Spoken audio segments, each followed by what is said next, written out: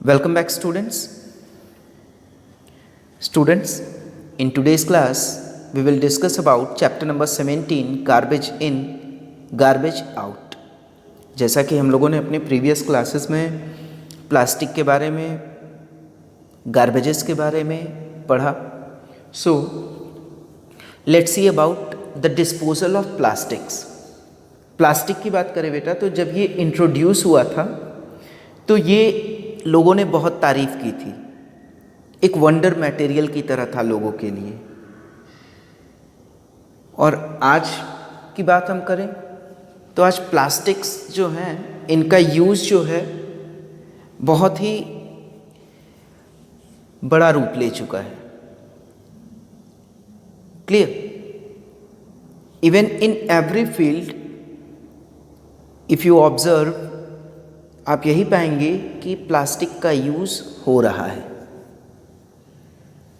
And it has become a serious world wide environmental concern because of its non biodegradable property.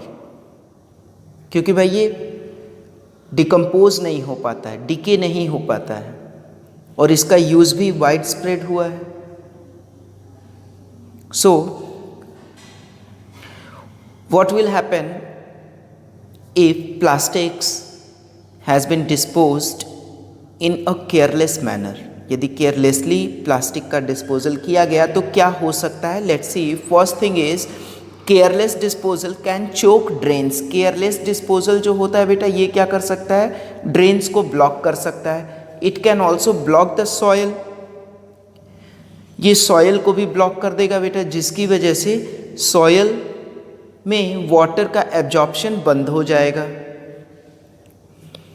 If eaten by animals it can choke and kill them. देखो भाई, यदि किसी animal ने by mistake plastic को ईट कर लिया, निगल लिया, तो क्या होगा कि वो इसको चोक कर देगा उस एनिमल को, and it may lead to the death of the animal. It contaminates food stuff. Food stuffs जो होते हैं बेटा, उनको भी ये कंटेमिनेट कर देता है. क्यों कंटेमिनेट कर देता है बेटा?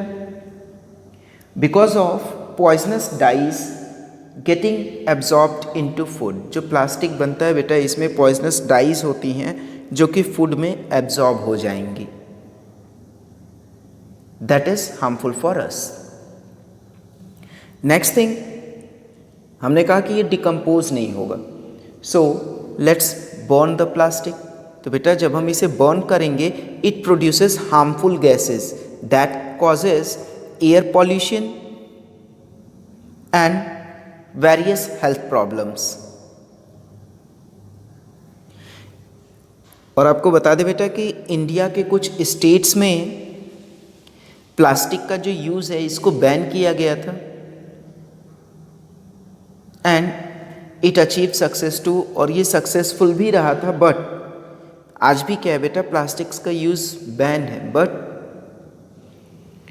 जो रिजल्ट्स आने चाहिए that were not satisfactory. Understand? So what we have to do, यदि बेटा देखो हम लोग प्लास्टिक का यूज़ बंद नहीं कर सकते हैं, तो रिड्यूस तो कर सकते हैं, कम तो कर सकते हैं. Now come to the next point, that is advantages of recycling. यानी रिसाइकलिंग के बारे में हम लोगों ने पढ़ा था बेटा कि रिसाइकलिंग मीन्स क्या होता है. तो वेस्ट प्रोडक्ट्स की हेल्प से नए प्रोडक्ट्स को बनाना ही रिसाइकलिंग कहलाता है. तो हम उसके कुछ एडवांटेजेस के बारे में पढ़ लेते हैं. First one is it reduces consumption of raw materials. तो भाई सीधी सी बात है, रॉ मटेरियल्स का कंजप्शन कम हो जाएगा. Second thing, makes environment cleaner and healthier. तो रिसाइकलिंग से बेटा जो गार्बेज का अमाउंट है वो रिड्यूस हो जाएगा, और जब गार्बेज का अमाउंट रिड्यूस हो जाएगा तो हमारा एनवायरनमेंट क्लीनर और हेल्दियर होगा. It saves on landfill space utilised for garbage disposal. तो ये क्या करता है बेटा, जो लैंडफिल स्पेस होता है that is being utilised for garbage disposal, ये उसको भी क्या करता है, ये उसको भी सेव करता है। It reduces amount of energy required to manufacture new products. और ये क्या करता है, अमाउंट ऑफ एनर्जी, नए प्रोडक्ट को बनाने में जो भी एनर्जी, जो भी फ्यूल लग रहा है, ये उसे भी कम करता है, रिड्यूस करता है। Reduces environmental impacts arising from waste treatment and disposal. देखो, जो वेस्ट ट्रीटमेंट होता है, वेस्ट डिस्पोजल होता है, उसकी वजह से जो भी एनवायरमेंटल इश्यूज होते हैं ये उनको भी कम करता है। एंड ओवरऑल अगर हम बात करें बेटा, तो इतनी चीज़ें कम हो रही हैं, तो it means recycling also saves money, ये हमारे पैसे भी बचाता है। Understand? Now come to the next point, that is about what we can do to reduce waste. भाई देखो, गवर्नमेंट ने क्या किया, गवर्नमेंट ने बैन कर दिया प्लास्टिक का यूज़, बट हमने क्या किया? हम लोग अब जानेंगे कि हम लोग क्या कर सकते हैं कि जो प्लास्टिक्स को लेकर के एक एनवायरमेंटल कंसर्न बना हुआ है, क्लियर, वो कैसे कम हो सकता है। Let's see, first thing we can do is use our own cloth bag और जूट बैग। हम कर सकते हैं भाई कि हम अपना खुद का क्लॉथ बैग या जूट बैग यूज़ करें। whenever we go for shopping or purchasing vegetables or anything, we use our own cloth bag or jute bag. Understand? Another thing, say no to plastic bags. Plastic bags को हमें refuse कर देना चाहिए। And also reduce the use of paper bags. जो paper bags होते हैं बेटा, उनका भी यूज़ हमें कम करना चाहिए। क्लियर? रीयूज़ प्लास्टिक बॉटल्स, जो प्लास्टिक बॉटल्स हैं उनको हमें रीयूज़ करना चाहिए। लाइक जैसे कोल्ड ड्रिंक्स की जो बॉटल्स होती हैं उनको हमें वाटर स्टोर करने के लिए रख लेना चाहिए। Segregate the waste at home. जो वेस्ट होता है बेटा, उसे हमें घर पे ही सेपरेट कर देना चाहिए। बायोडिग्रेडेबल एक तरफ, नॉन बायोडिग्रेडेबल एक तरफ। अंडरस्टैंड?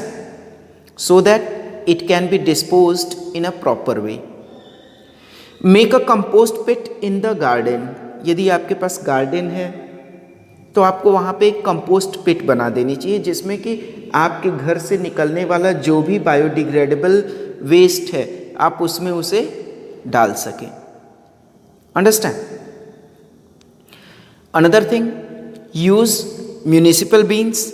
जो म्यूनिसिपल अथॉरिटीज़ ने आपको बीन्स दिए हैं, डस्ट बीन्स दिए हैं, आपको उसी में अपना गार्बेज रखना चाहिए, अपना वेस्ट उसी में डालना चाहिए। Why? To ensure the proper disposal of garbage. Clear?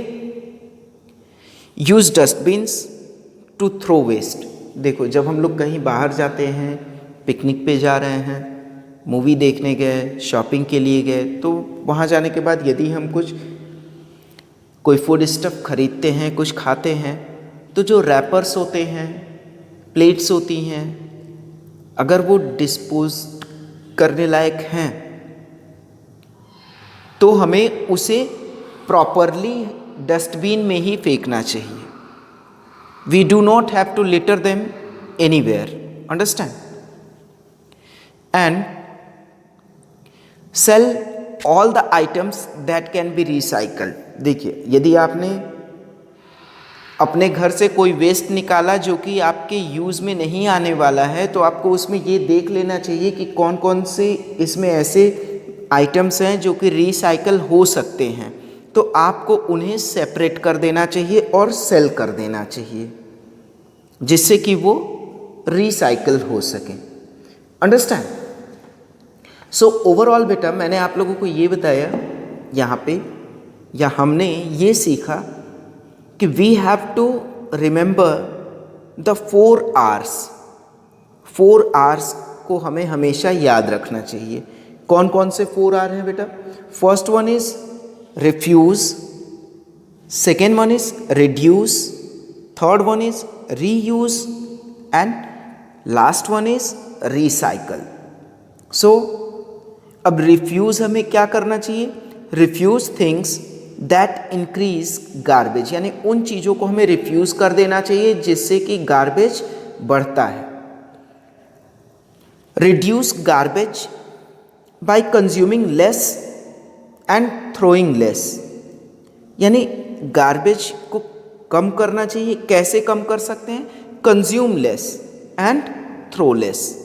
Simple सा एक कॉन्सेप्ट है, consume less and throw less.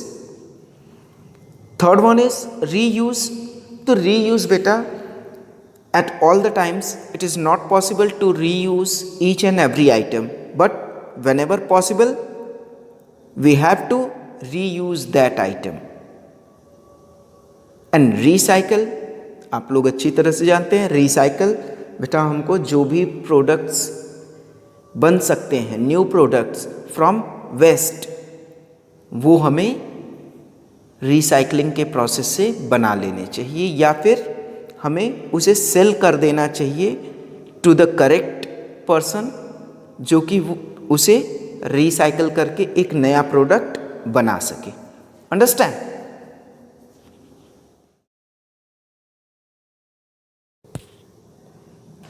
So students, this is all for today's class, and also this is all about chapter number 17, garbage in, garbage out. So thank you and have a nice time to you all.